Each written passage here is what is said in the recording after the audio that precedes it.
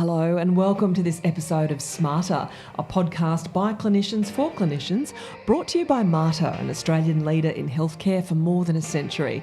My name's Gillian Whiting and we're coming to you from Meanjin, the land on which this podcast is being recorded. Hello, I'm Maggie Robin, Community GP, Rural GP Obstetrician at Beaudesert Hospital and Coordinator of sMater's GP Shared Care Education Program. In this episode, we're talking about syphilis in pregnancy with Dr. Jill Park-Smith. Jill is an infectious diseases specialist and obstetric medicine physician at the Mater Mothers Hospital and Ipswich Hospital. Jill is joining us to talk about the rise of syphilis in Queensland, its impact in the perinatal period, and what we can do about it in primary care. We are sMater. We are sMater. We are sMater. This is sMater.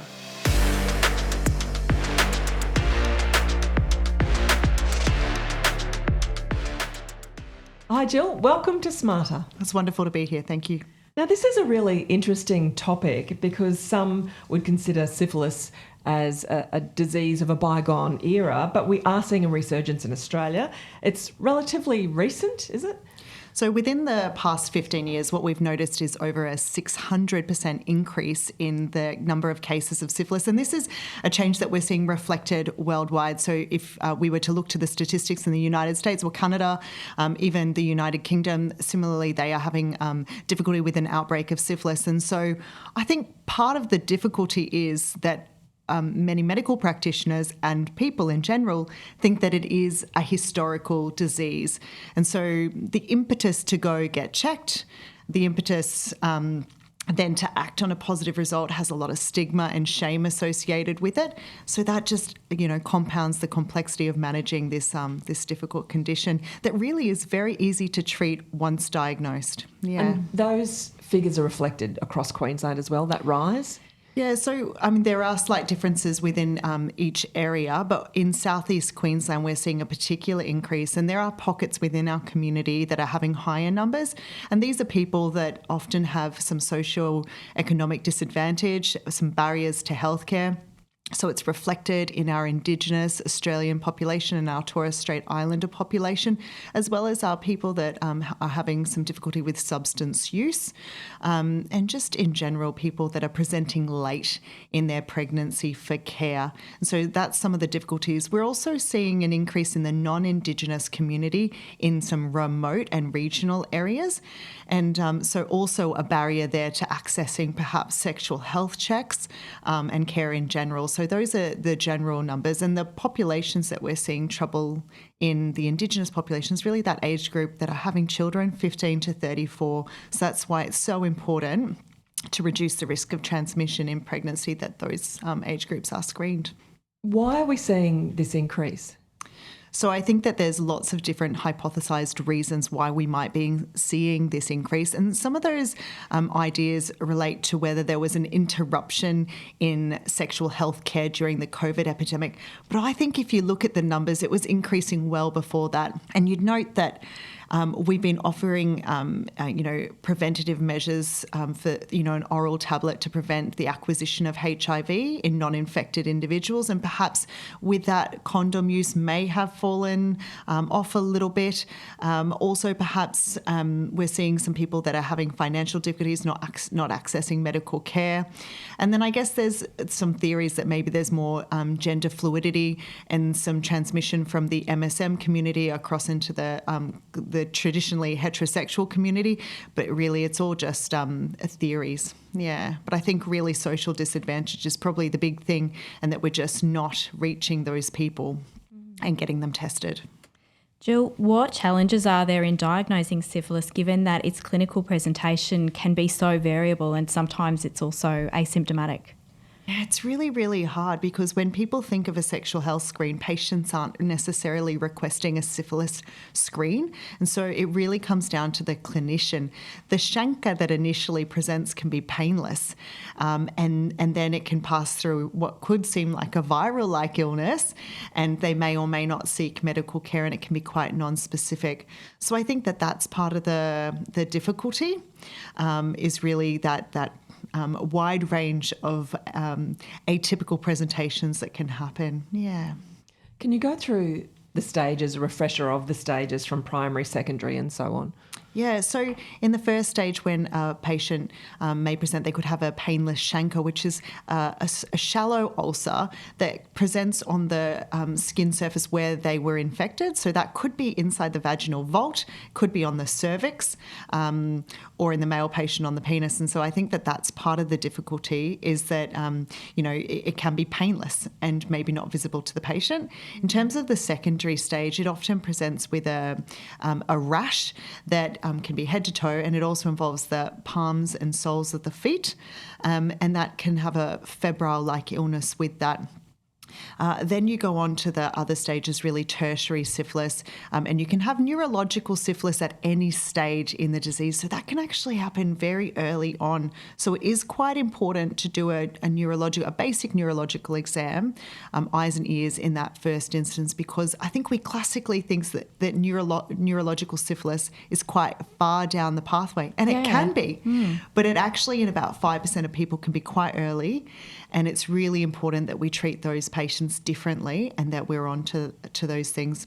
And then, what of course, sort of signs would we see just in a neurological exam in syphilis? So I think that for some of them, it could just be, for the patient might report that they've had visual disturbances, and then we tend to do a cranial nerve exam looking for kind of any palsies in that, and then any kind of hearing deficit. I'm a physician too, so I don't go into the nitty gritty. But if a patient reported to me that they had hearing loss, then I would, in a young person that had no other reason for it, I'd be speaking to my infectious diseases team about whether that patient needed a lumbar puncture and a CSF examination. Because really, if we miss that treatment is different, and so that's why it matters that we actually find that difference so that we can treat them appropriately. For that. And then tertiary syphilis, of course, is far down the line, and it can have many different manifestations, cardiac, gummatous disease, but for the most part, most of our patients that we'll be seeing in the pregnancy cohort are younger. Screening is critical, and ideally it starts before pregnancy. Given the rates of syphilis, should GPs be thinking about blanket testing for women and their partners who are considering starting a family? I think it's, a really good idea that in the context of sexual health screening, which in a sexually active young person, that we would be considering doing that yearly. For most of our patients, I think that would be a reasonable consideration depending on the patient's individual circumstances. But certainly if I was doing a preconception workup for a patient where I'm looking at their iron studies and their full blood count, I would also include syphilis screening in that, because it's a lot easier to just treat a patient before they conceive without all the anxiety and distress that it causes when we do have to make that diagnosis in pregnancy. If screening detects latent syphilis before someone falls pregnant and they've told you that they're planning a pregnancy, what would the treatment be? Yeah, so the treatment depends, and it's quite simple in the sense that if we have a negative result within 2 years for that individual patient, then they only need a single dose of benzathine penicillin, and really important that it is benzathine penicillin, 1 injection in each buttock, and that's the treatment that patient would require. However, if we have a patient that has positive syphilis serology at this point and we have never done syphilis screening, or it's greater than 2 years ago, we have to give them 3 doses, so each week for 3 weeks, and ideally at the 7-day mark. If it is 1 day before or 1 day later, that's okay. But anything beyond that, we have to start that 3-week course again. And it is, an injection in each buttock, which is quite painful for the patient. And Jill, treatment of syphilis with benzathine penicillin, is this something reasonable for GPs to do in a primary care setting? I think that it is reasonable for some general practitioners that are comfortable giving the benzathine penicillin. I guess it depends on a few things. Firstly, access can be problematic. There has been a shortage of benzathine penicillin, and so for some general practitioners, that's been problematic for them. I guess then the other thing is how pregnant the patient is and whether they would require monitoring. I also think that I wouldn't necessarily delay treatment, but it would be very reasonable to seek help from your local hospital infectious diseases service or sexual health, because getting that stage of disease right is fundamental, whether it really is latent or early syphilis, and having that distinction because it really changes how many doses the patient requires. And so often they'll need to be seen by ID or sexual health anyhow if they're pregnant. And what do we do about penicillin allergy? So with regards to penicillin allergy, there's reported 10% of patients that say that they have a penicillin allergy. And studies have shown that approximately 90% of those patients don't actually have a true allergy. And then in terms of anaphylaxis, it really is a subset of that subset. So it's actually not that prevalent. So I think in the first instance, you could refer them. I wouldn't expect a general practitioner in the community to give a penicillin allergic patient a penicillin, but referring them to the infectious diseases team to do an antibiotic history and then to decide whether it's appropriate, because penicillin is the only medication that is recommended in pregnancy for the treatment of syphilis. Of course, outside of pregnancy, we have other options for treatment. What are those options? So we can give doxycycline outside of pregnancy, and once again coming back to those stages, so it's important that if it's early syphilis, so under 2 years, so they've had a negative result within the past 2 years, then we can just give them a 14-day course of 100 milligrams BD of doxycycline. If we don't have that negative result or it's greater than 2 years, then we would need to treat them as a late latent, and that would be for 28 days of 100 milligrams BD, appreciating that if they have neurosyphilis, that is different, and that would be the distinction that is required. It's clearly better to have treatment as soon as possible, and screening is critical to that. When your patient is already pregnant, can you go through that detailed screening schedule? So the Queensland guideline for syphilis in pregnancy has what's been identified as universal risk, which is what we do for all women that are pregnant. And then there's another group which we call the high risk group. I'll talk first about the universal screening, which we should be doing on all women. So really with that first lot of antenatal bloods at under 10 weeks gestation, when they first come to you to confirm their pregnancy, that would be a great time to do the first syphilis result. So under 10 weeks for that one. And then we do a follow-up test for that woman, again, at the 26 to 28 week mark when you're doing your oral glucose tolerance test. So it's good to batch it with that. And then again at 36 weeks. So 3 time points. So antenatal, 26 to 28, and again at 36 weeks, other time screens for the universal screening. With regards to the high-risk group, how we make that determination can be a little bit tricky because sometimes it's helpful to have taken a sexual history. There's not always time for that. But some of the simple things that we can look out for is substance use, or someone that identifies as Indigenous Australian or Torres Strait Islander, or if their partner does.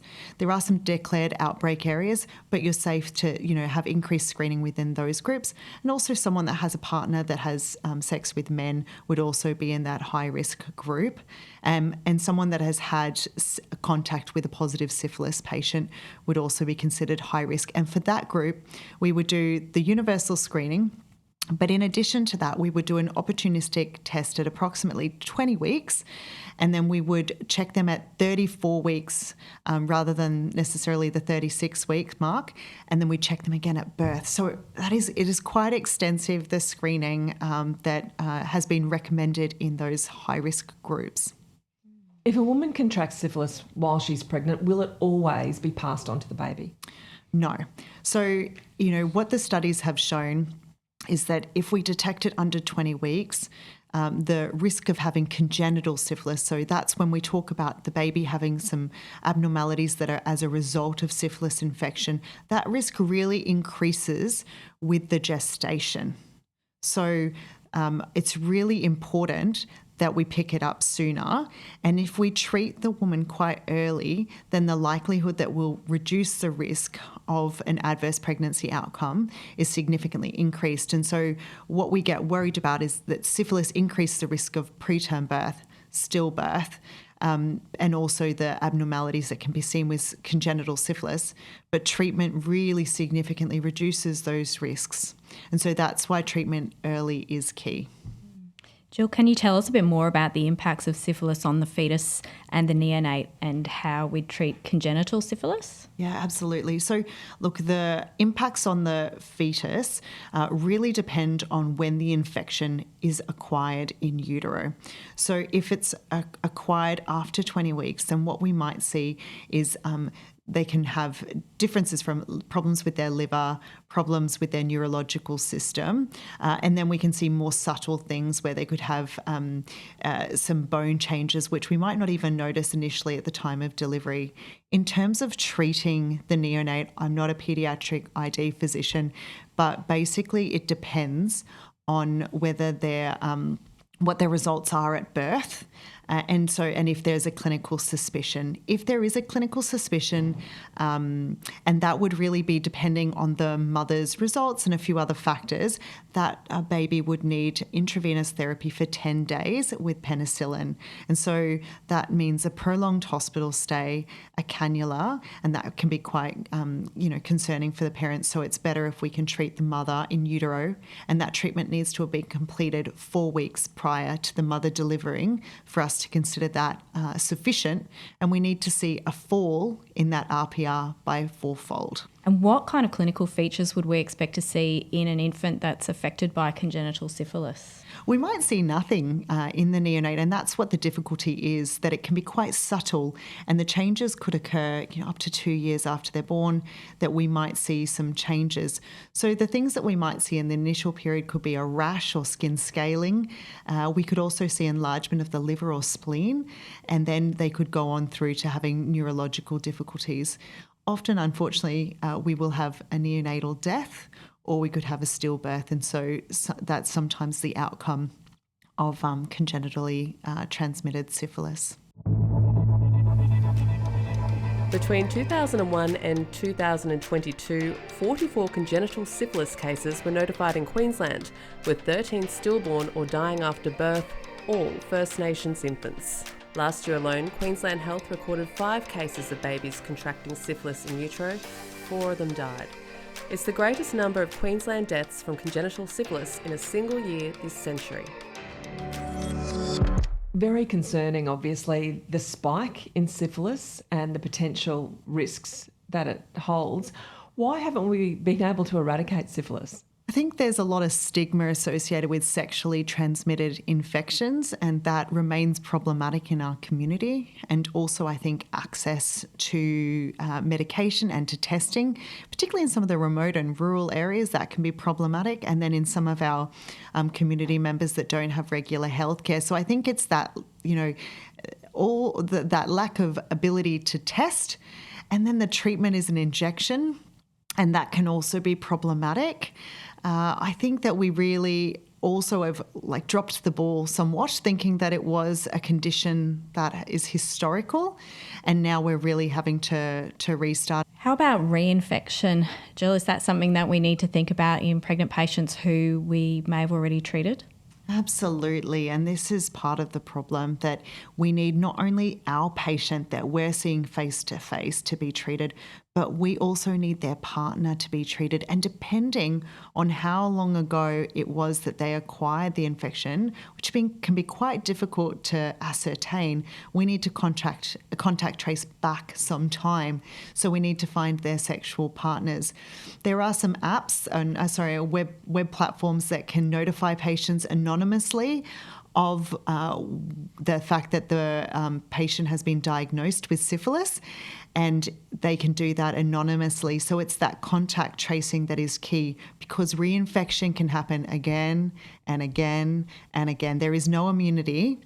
And so the same patient that we're seeing and treating for syphilis, we need to follow their serology. And so in pregnancy, we would be doing that as per the high risk protocol and making sure that we see that fall. Because if we don't, more often than not, it's not that the antibiotics didn't work, it is that they've been reinfected. And so that's important in your pregnant patients, but it's also important in your non-pregnant patients, because chances are they could have contact with someone that could be of childbearing years, but also it has implications outside of pregnancy serology in terms of, costs and morbidity. And so it is important in the pregnant cohort, but also in the non-pregnant cohort that we test, retest, and call a friend if we're not sure, then phone a friend, because interpreting RPRs and syphilis serology, no one likes doing it, apart from ID physicians. We like it, but no one likes doing it. So you can phone a friend, or you can call the Queensland Syphilis Surveillance Service, and they have a 1-800 number, and they're a great source of reference in terms of whether patients have been tested in the past, whether they've been treated in the past, and they can give you that full history, and then you can submit your data on what you've done for that patient and complete that picture for them. They're a wonderful service. So the Queensland Syphilis Surveillance Service, do they get their data from the public health notifications when syphilis is diagnosed? Yeah, they do. And then they rely on the clinicians filling out a form as to what treatment the patients have received, and they keep that on a database, and then it allows them in the future to give that information back to the next clinician trying to interpret that syphilis serology again in the future, determining whether it is a new infection or it's a previously old infection, and we can use that to interpret. Jill, do you think we can turn around these numbers, and what if we don't? So I think that there is hope, but if we don't, I dread to think of how many cases of congenital syphilis we are going to see in Queensland, with the 5 cases of congenital syphilis in the past year, with multiple deaths from that. That is more than I want to see in my lifetime. And I think that in practitioners gone by, they wouldn't have seen one. And I'm a pretty young practitioner, and I've seen more than those practitioners, and I think that's really significantly concerning. And so I think this is the time to act is now. It is concerning, and thank you so much for joining us today to share your knowledge on sMater. Before you go though, we have a little segment we'd like to introduce you to, and it's called The Checkup. So Maggie is going to ask you 5 quick questions, and this is just about getting to know Jill as a medical professional and as a person as well. Are you ready? I am. Jill, where were you born and where did you grow up? I'm a complicated one. You can probably hear from my mixture of accents. I was born in the United States and I grew up in the Philippines, and then I moved to Sydney, and then I married a Queenslander. So here I am. Do you listen to podcasts? And if so, what are your favourites? I'm pretty nerdy, and I listen to a podcast called This Podcast Will Kill You. It's all about infectious diseases that can kill you. They also go through a variety of other medical conditions, but it's done by 2 fantastic female presenters that kind of go through the nitty-gritty of bugs. And then I otherwise just like to listen to scamfluencers. Excellent. Tell me about your first pet. Oh, I had a cat that was golden in coloured called Champagne, and a boxer called Sally as a child, and I used to dress them both up as little dolls and push them around in a pram. Would you have a single piece of advice that you would impart to a medical student? 2 things. First, do what you're passionate about, whatever that is in medicine. And then secondly, remember that along your journey you need to be kind and considerate and make good contacts, because you never know when you'll need that information from another specialist or a colleague. And if you've been kind, it will more likely mean you'll get the information, and that can achieve a better outcome for your patient.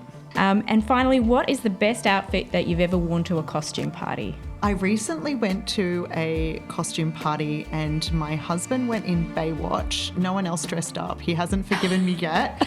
And I went as Sarah Connor from The Terminator, and we got in the Uber and the lady asked me if I had a gun. And I had to reassure her that it was an empty holster and that I was not hostile. Excellent. Perfect. I love it. Thank you, Jill, so much again for joining us on sMater. Thank you very much for having me. For our listeners at home or in the car or having a well-deserved break between patients, thanks for tuning in. See you next time on sMater.